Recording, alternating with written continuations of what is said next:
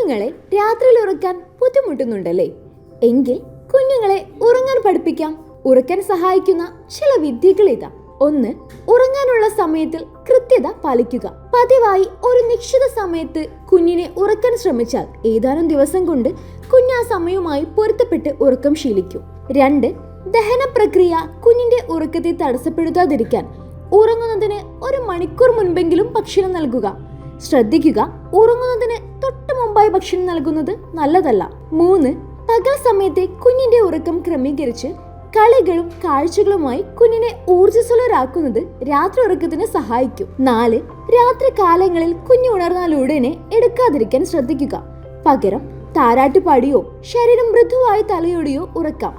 കയ്യിലെടുത്ത് ഉറക്കാതെ ഇത്തരത്തിൽ തനിയെ ഉറങ്ങാൻ കുഞ്ഞ് ശീലിക്കുന്നത് ദീർഘനേരം ഉറങ്ങാൻ സഹായിക്കും. 5.